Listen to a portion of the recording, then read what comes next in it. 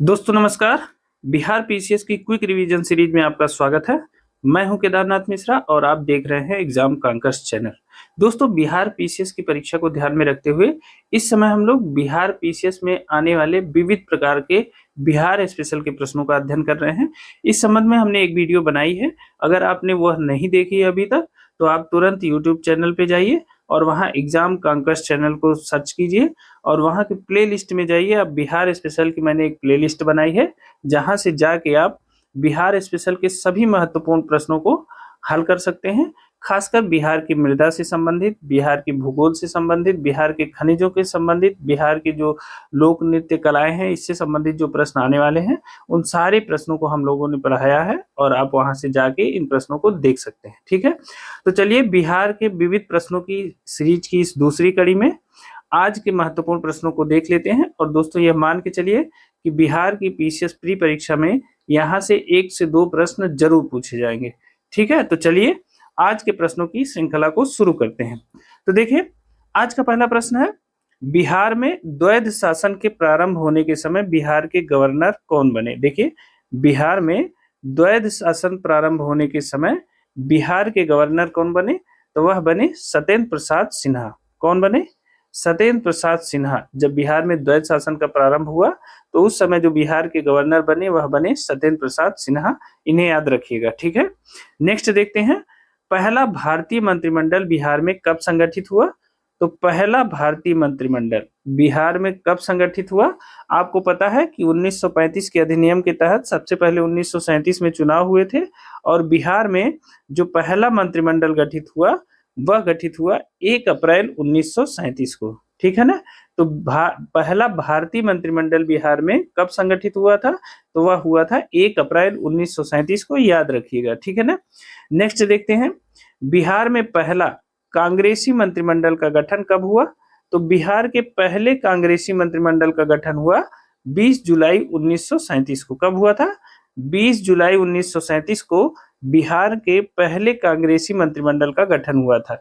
यह भी ध्यान रखिएगा। ठीक है ना, बिहार के पहले कांग्रेसी मंत्रिमंडल का गठन कब हुआ? 20 जुलाई 1937 को। चलिए अगला देखते हैं। देखिए अखिल भारतीय मुस्लिम लीग का 26वां अधिवेशन जो हुआ था 26 दिसंबर 1938 को, वह कहाँ संपन्न हुआ?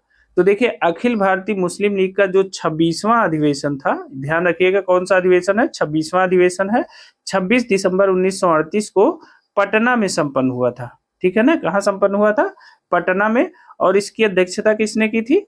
तो पटना के इस अधिवेशन की अध्यक्षता की थी मोहम्मद अली जिन्ना ने। किसने की थी? मोहम्मद अली जिन्ना ने इस अधिवेशन की अध्यक्षता की थी। ठीक है ना, और इसमें जो है फिलिस्तीन के संबंध में एक प्रस्ताव पारित किया गया था जिसमें फिलिस्तीन के बाल्फोर घोषणा, फिलिस्तीन के संबंध में जो बाल्फोर घोषणा हुई थी, बाल्फोर घोषणा, उसकी आलोचना करते हुए एक प्रस्ताव यहाँ पारित किया गया था। यानी यहाँ जो प्रस्ताव पारित किया गया पटना में वह फिलिस्तीन के संदर्भ में पारित किया गया था। यह भी ध्यान रखिएगा, पूछा जा सकता है। किसके संदर्भ में? फिलिस्तीन के संदर्भ में जो बाल्फोर घोषणा हुई थी उसकी आलोचना करते हुए एक प्रस्ताव पारित किया गया था, इसको अन्यायपूर्ण बताते हुए। ठीक है ना, चलिए नेक्स्ट देखते हैं। देखिए बिहार में व्यक्तिगत सत्याग्रह के प्रथम सत्याग्रही कौन थे? बिहार में व्यक्तिगत सत्याग्रह के प्रथम सत्याग्रही कौन थे? तो देखिए व्यक्तिगत सत्याग्रह की शुरुआत कब हुई थी? 17 अक्टूबर 1940 को व्यक्तिगत सत्याग्रह की शुरुआत हुई थी और विनोबा भावे पहले व्यक्तिगत सत्याग्रही थी। उसके बाद जवाहरलाल नेहरू थे दूसरे व्यक्तिगत सत्याग्रही, जवाहरलाल नेहरू। ठीक है, और अगर पूछा जाए तीसरे व्यक्तिगत सत्याग्रही कौन थे, तो वह थे ब्रह्मादत्त। कौन थे? ब्रह्मादत्त थे, यह तीसरे व्यक्तिगत सत्याग्रही थे। ठीक है ना, तो 17 अक्टूबर 1940 को व्यक्तिगत सत्याग्रह की शुरुआत होती है। विनोबा भावे पहले व्यक्तिगत सत्याग्रही, जवाहरलाल नेहरू दूसरे और ब्रह्मादत्त तीसरे व्यक्तिगत सत्याग्रही थे। इसी दौरान 28 नवंबर 1940 को, कब? 28 नवंबर 1940 को बिहार में व्यक्तिगत सत्याग्रह की शुरुआत होती है और सबसे पहले जो बिहार के व्यक्तिगत सत्याग्रही थे वह थे श्री कृष्ण सिंह। ठीक है ना। श्री कृष्ण सिंह सबसे पहले बिहार के व्यक्तिगत सत्याग्रही थे और दूसरे नंबर पे थे श्री अनुग्रह नारायण सिंह, ठीक है ना। तो ये उत्तर गलत दिया है, उत्तर में ये श्री अनुग्रह नारायण सिंह दूसरे सत्याग्रही थे, पहले सत्याग्रही थे श्री कृष्ण सिंह, ठीक है।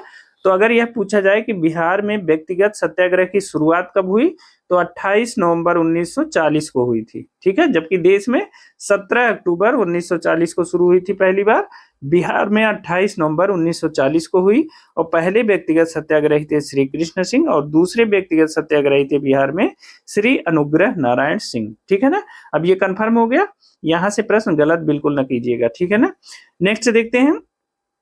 देखिए, वैशाली का मेला जो चैत्र शुक्ल त्रयोदशी को आयोजित की जाती है वह संबंधित है। तो देखिए, वैशाली का जो मेला है वह किससे संबंधित है, वह जैन धर्म से संबंधित है, ठीक है ना। वैशाली का मेला जैन धर्म से संबंधित है।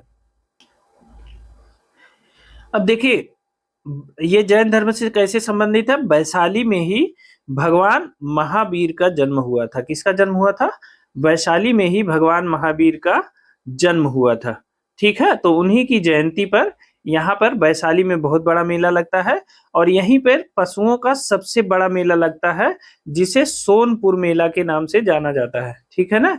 सोनपुर मेला के नाम से जाना जाता है। इसे जो है एशिया का सबसे बड़ा पशु मेला भी जाना जाता के रूप में भी जाना जाता है। एशिया का सबसे बड़ा पशु मेला के नाम से भी इसे जाना जाता है। सबसे बड़ा पशु मेला होता है यह एशिया का, कौन मेला, सोनपुर मेला।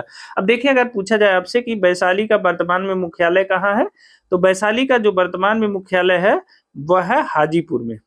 कहाँ है, वैशाली का वर्तमान मुख्यालय है हाजीपुर, ठीक है ना। तो देखिए, वैशाली का जो मेला है वो महावीर के जन्म जयंती पर आयोजित किया जाता है, जैन धर्म से संबंधित है। और सोनपुर जो मेला है, वैशाली मेला में ही सोनपुर मेला जो एशिया का सबसे बड़ा पशु मेला है वह लगता है, ठीक है ना। सोनपुर मेले में यहाँ की नौटंकी नाच बहुत फेमस है। कौन सी नाच, नौटंकी नाच यहाँ की बहुत फेमस है, ठीक है ना। तो वैशाली का जो मेला है वो किससे संबंधित है, जैन धर्म से संबंधित है। चलिए अगला देख लेते हैं। देखिए, हरिहर क्षेत्र का मेला या सोनपुर का मेला। देखिए, अभी हमने ऊपर बताया वैशाली का मेला, तो वही हरिहर क्षेत्र का मेला के नाम से भी जाना जाता है। इसे सोनपुर का मेला भी कहते हैं, ठीक है। सोनपुर का मेला या हरिहर क्षेत्र का मेला, और जो लोकल लोग हैं वहां के वो उसे छत्तर मेला के नाम से जानते हैं। किस मेला के नाम से, छत्तर मेला के नाम से वो जानते हैं उन्हें, ठीक है ना। अब देखिए, हरिहर क्षेत्र का मेला या सोनपुर का मेला कहाँ आयोजित किया जाता है, तो गंगा और गंडक के संगम पे, ठीक है ना। गंगा और गंडक नदी के संगम पे हरिहर क्षेत्र का मेला या सोनपुर का मेला आयोजित किया जाता है। इसे छत्तर मेला के नाम से भी जानते हैं। यहाँ की नौटंकी नाच बहुत प्रसिद्ध है और कहा जाता है कि चंद्रगुप्त मौर्य, कौन, चंद्रगुप्त मौर्य और कुंवर सिंह तथा चंद्रगुप्त मौर्य के बाद अकबर, चंद्रगुप्त मौर्य, अकबर तथा कुंवर सिंह ने भी सोनपुर मेले से हाथियों की खरीदारी की थी। बड़ी बात है, ठीक है ना। हाथियों की खरीदारी किया था इन्होंने, किसने, चंद्रगुप्त मौर्य ने, अकबर ने और कुंवर सिंह ने भी सोनपुर मेले या हरिहर क्षेत्र के मेले से हाथियों की खरीदारी की थी, क्योंकि यह एशिया का सबसे बड़ा पशु मेला है, ठीक है ना। सोनपुर का मेला एशिया का सबसे बड़ा पशु मेला है, तो इसे याद रखिएगा, इंपॉर्टेंट है। यह मेला गंगा और गंडक के संगम पे लगता है, ठीक है ना। चलिए नेक्स्ट देखते हैं।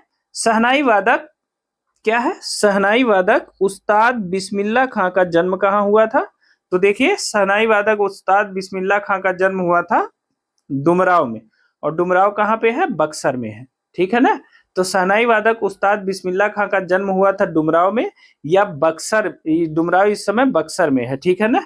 और आपको पता है कि बिस्मिल्लाह खां किस घराने से संबंधित थे, तो यह बनारस घराने से संबंधित थे, ठीक है ना। बिस्मिल्लाह खां किस घराने से संबंधित थे, तो बनारस घराने से संबंधित थे। यह भी इंपॉर्टेंट है, अगर पूछेगा तो यह भी पूछ सकता है कि बिस्मिल्लाह खां किस घराने से संबंधित थे, तो बनारस घराने से संबंधित थे, और यह मोस्ट इंपॉर्टेंट है, ठीक है ना। आपको पता है कि शहनाई वादक बिस्मिल्लाह खां का जन्म डुमरांव में हुआ था, जो इस समय बक्सर में है, और यह बनारस घराने से संबंधित है, मोस्ट इंपॉर्टेंट है, ठीक है ना।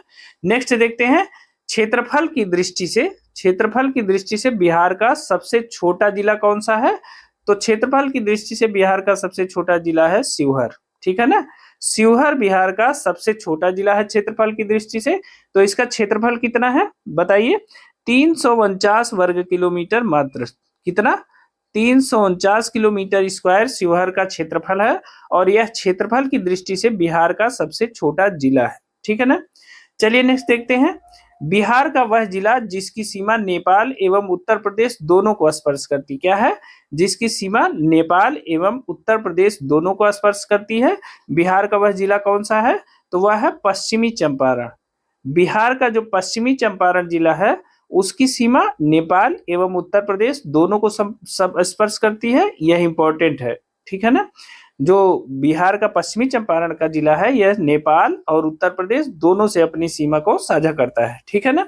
नेक्स्ट देखते हैं, किसका शीर्ष भाग बिहार और नेपाल के बीच सीमा रेखा के रूप में जाना जाता है?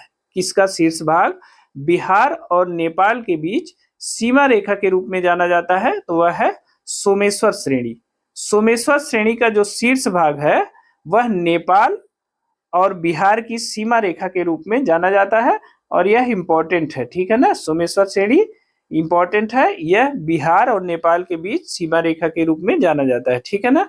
चलिए नेक्स्ट देखते हैं, अगला है, मगध पर शासन करने वाले राजवंश का सही क्रम बताना आपको। मगध पर शासन करने वाले राजवंश का सही क्रम बताना आपको।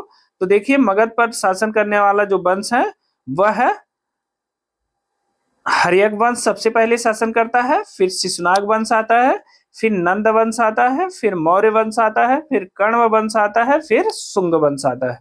तो इस प्रकार मगध पर जो शासन करने वाले राजवंश हैं उसमें सबसे पहले है हर्यक वंश, फिर शिशुनाग वंश, फिर नंद वंश, फिर मौर्य वंश, फिर कण्व वंश, और अंत में पुष्यमित्र शुंग का वंश आता है, शुंग वंश, ठीक है ना। तो इसे याद कर लीजिएगा, यह बीपीएससी की परीक्षा के लिए बहुत इंपॉर्टेंट है, ठीक है। ये इंपॉर्टेंट क्वेश्चन है, इसे याद रखिएगा। नेक्स्ट देखते हैं, कलिंग नरेश खारवेल ने कहां से कीमती उपहार प्राप्त किया था? देखिए, कलिंग नरेश खारवेल ने कहां से कीमती उपहार प्राप्त किया था? तो वह प्राप्त किया था अंग एवं मगध से, ठीक है ना।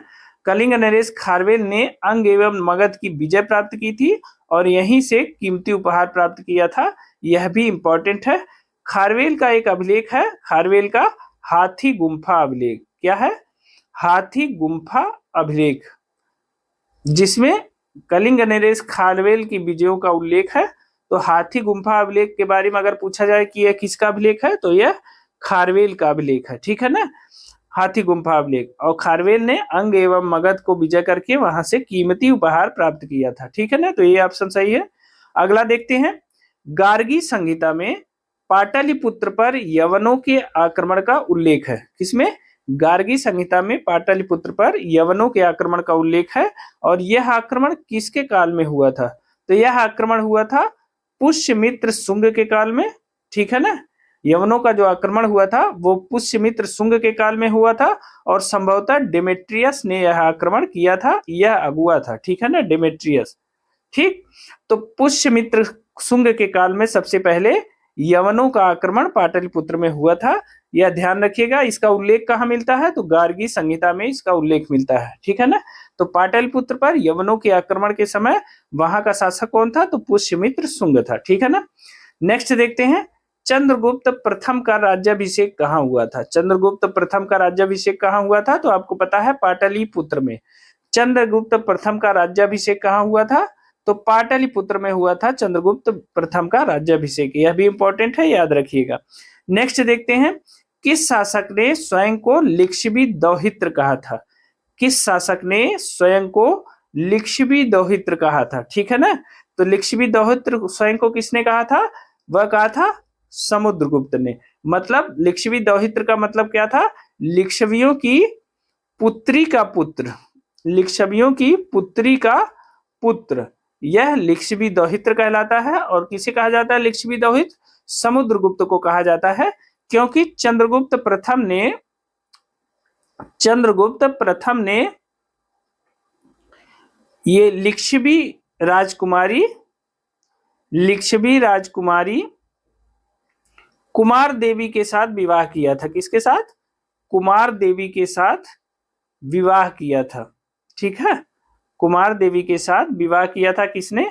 चंद्रगुप्त प्रथम ने। ठीक है, तो कुमार देवी के साथ विवाह किया था, और कुमार देवी समुद्रगुप्त की माता जी हैं, तो वही चूंकि ये लिच्छवी पुत्री थी और इनका पुत्र लिच्छवी दौहित्र के नाम से समुद्रगुप्त को जाना जाता है। अब देखिए, चंद्रगुप्त प्रथम की पत्नी थी कुमार देवी, लिच्छवी कन्या थी, यह इंपॉर्टेंट है। साथ ही समुद्रगुप्त की माता का नाम क्या था? कुमार देवी था, यह भी इंपॉर्टेंट है। और दोनों लिच्छवी, चूंकि कुमार देवी लिच्छवी कन्या थी, यह भी इंपॉर्टेंट है। अब एक चीज और जान लीजिए कि दुनिया का पहला गणराज्य किसे कहा जाता है? लिच्छवी गणराज्य को।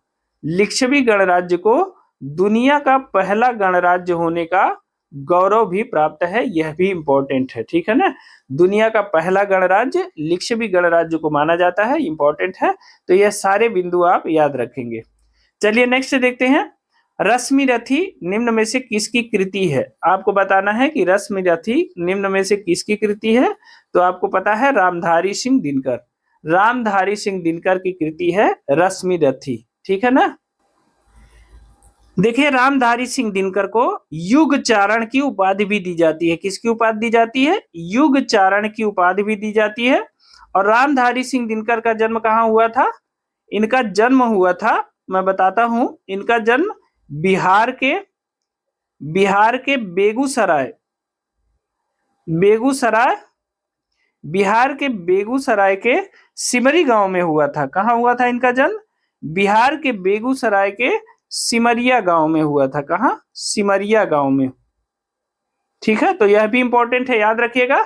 रश्मिरथी किसकी कृति है? रामधारी सिंह दिनकर की। इन्हें युग चारण की उपाधि भी दी जाती है। इनका जन्म हुआ था बिहार के बेगूसराय के सिमरिया गांव में। तो यह भी इंपॉर्टेंट है कि रामधारी सिंह दिनकर का जन्म हुआ था बिहार के बेगूसराय के सिमरिया गांव में, इंपॉर्टेंट है। ठीक है ना। चलिए नेक्स्ट देखते हैं, मगध के किस शासक को काली का अंश, परशुराम अवतार, क्षत्रियों का नाशक, सर्व छत्रांतक, एक छत्र और एक राट कहा गया है? ठीक है ना, एक छत्र और एक राट कहा गया है। अब देखिए कौन कौन सी उपाधि है। मगध के किस शासक को कालिकांश कहा गया है, परशुराम अवतार कहा गया है, क्षत्रियों का नाशक या सर्व छत्रांतक कहा गया है, एक छत्र कहा गया है, और एक राट की उपाधि दी गई है। तो इतनी सारी उपाधियां हैं महापद्मनंद की। देखिए नाम से ही ये याद हो जाएंगे। इतनी बड़ी बड़ी उपाधियां किसकी हैं? किसी महामानव की ही हो सकती हैं, तो वह है महापद्मनंद। तो महापद्मनंद को कालिकांश, परशुराम अवतार, क्षत्रियों का नाशक, सर्व छत्रांतक, एक छत्र और एक राट कहा गया। ठीक है ना, इन्होंने मगध पे शासन किया था। ठीक, तो यह भी इंपॉर्टेंट है, याद रखिएगा महापद्मनंद। ठीक है ना।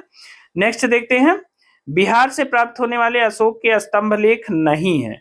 बिहार से कौन सा अशोक का अभिलेख प्राप्त नहीं हुआ है? अशोक का स्तंभ लेख नहीं प्राप्त हुआ है। तो देखिए, लौरिया अरेराज बिहार में स्थित है, लौरिया नंदनगढ़ भी बिहार में स्थित है, और अमपुरवा भी बिहार में स्थित है। जबकि रुम्मिनदेई कहाँ स्थित है? रुम्मिनदेई नेपाल में स्थित है। रुम्मिनदेई कहाँ स्थित है? नेपाल में स्थित है। और यही जो है, इसी अभिलेख से पता चलता है कि लुम्बिनी में जो है, लुम्बिनी में भगवान बुद्ध का जन्म हुआ था।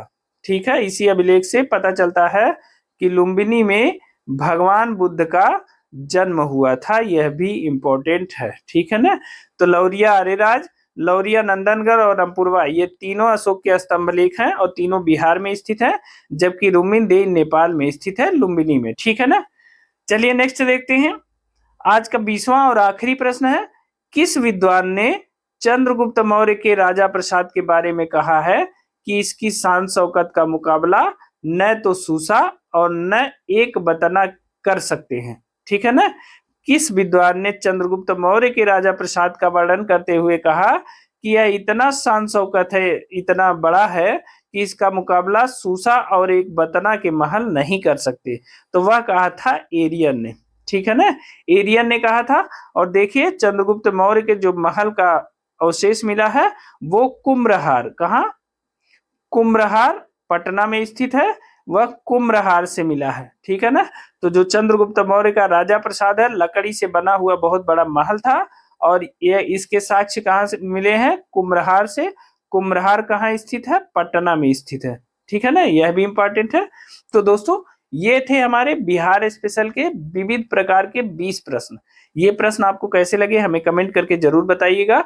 साथ ही दोस्तों अगर इसकी पहली सीरीज आपने नहीं देखी है तो उसके लिए आप हमारे एग्जाम कांकर्स चैनल को सर्च करिए यूट्यूब में, और वहां हमने बिहार पीसीएस के लिए एक प्लेलिस्ट बनाई है, वहां से जाके आप बिहार स्पेशल की सभी वीडियो वहां से देख सकते हैं। और दोस्तों इस वीडियो को अपने दोस्तों के साथ भी जरूर शेयर करिए। साथ ही दोस्तों हम बहुत जल्दी बिहार स्पेशल के लिए करेंट अफेयर्स लेकर आने वाले हैं, तो थोड़ा सा इंतजार करिए, चैनल पे बने रहिए और जल्दी ही आपको बिहार के करंट अफेयर्स के प्रश्न आपको देखने को मिलेंगे। और प्रश्न इतने ऐसे बनाए गए हैं, ऐसे तैयार किए गए हैं कि वहां से सीधे परीक्षा में प्रश्न पूछे जाने की संभावना है, ठीक है ना।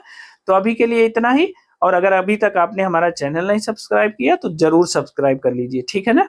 तो मिलते हैं अगली वीडियो में, तब तक स्वस्थ रहिए, मस्त रहिए, मेहनत से पढ़ते रहिए। बहुत बहुत धन्यवाद।